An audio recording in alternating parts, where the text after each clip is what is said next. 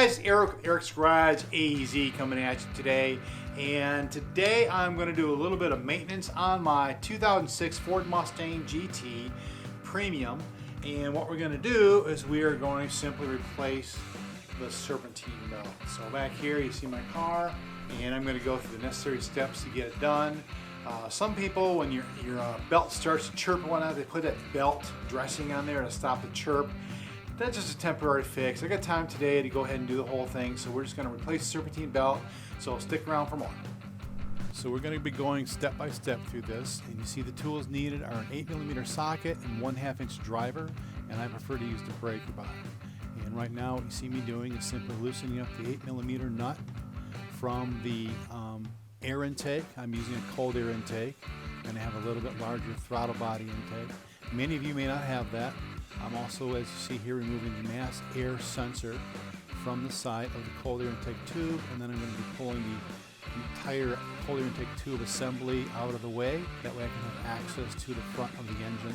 And you see that's my little bit larger throttle body, and there's the 8mm nut that I simply loosened up to pull the cold air intake tube off. And right now you see that's where the serpentine belt is, and right now I'm pointing to the serpentine belt tensioner, and that square right there is a 1/2 inch square right there for the 1/2 inch breaker bar that I use. And I prefer to use a breaker bar because it's just easier to navigate and use, and I don't have to worry about flipping the switch with the socket, the regular driver. And then I'm just taking a look at the whole serpentine belt layout, and what I recommend you do if you don't have the diagram on your car, which I don't have the diagram on my car any longer because I replaced the stock radiator cover with some custom radiator covers. I took a picture of it to get the lay of the land.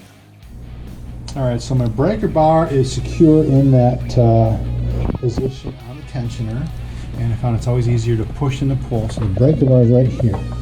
That's that silver thing right there you see? That's a breaker bar. And all I'm going to do is just move this out of the way a little bit. Take my hand here and just push down and release the tension. And just simply pull the belt off by continuing applying pressure. And then once you get the belt off of enough pulleys, you can simply pull it off the rest of the car. Pull this out. There. Here comes the serpentine belt.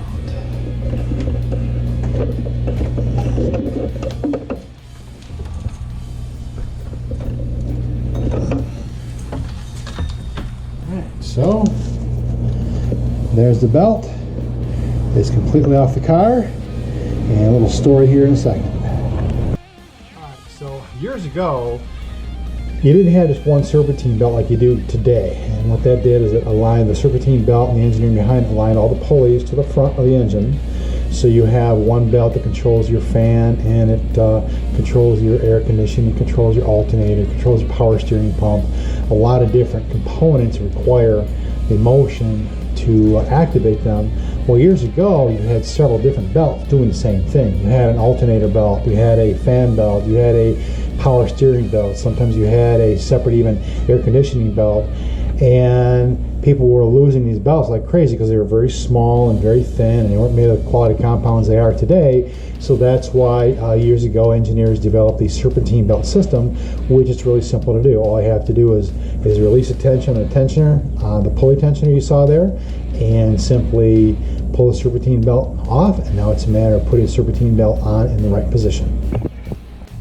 Alright, so I'm getting ready to put it on, and I bought a Duralast. I use AutoZone primarily as my part supplier because, first of all, the parts are good, and they have a lifetime warranty on most of their parts. I know I've mentioned this before to you, but that's why I like AutoZone. And also, there's 3 stores within a 5-mile radius of my house. So if one store doesn't have it, I just shoot down to the next door and pick up whatever I need. So I'm going to do a Duralast belt here, and I'm going to show you how to install it in just a second. Alright, so I know I mentioned you guys to get a picture of the way your serpentine belt is laid out, and that's what I have there is that up again. That's how the serpentine belt is laid out, and as you see, all the pulleys are empty. All the pulleys are empty. They don't have any belts on them and whatnot. And I'm going to start off with that section way, way, way down at the bottom. Way down there. And then work my way up, and as I get closer to the tensioner, then I'm going to put the wrench back on the tensioner, push down the tensioner to allow the belt to seat properly on all the different pulleys, and then release the tensioner, and she'll be back to good as new. So I have the belt, the new belt on here, routed kind of loosely around here. As you see, the tensioner is there, and I have a little bit of slack up here, which is going to go on the upper pulley. Right there, that pulley there, and then here's a slack here, and there's enough slack in the tensioner to allow this to slide over. I'll tell you what, it's not fun. It's simple. If you've ever tried to dress a toddler or put clothes on spaghetti, that's kind of like what it's like dealing with a brand new belt. So give me a minute, and we'll get the sucker wrapped up, and I'll show you the final episode. All right, so as you see, I routed the Serpentine belt on the engine itself, and pressed down quite a bit on the Serpentine belt tensioner, allowed enough slack to go up over the top pulley, which is my alternator. And now I'm getting ready simply to reinstall the cold air intake tube and my filter and the mass air sensor that you see right there, and there's the filter right there. So we're almost done. Just gotta get this thing fired up here in a second. All right, what do they say? Let her rip tater chips. We're gonna fire this bad devil up, and hopefully everything goes according to plan. It looks like it will. Just saying though.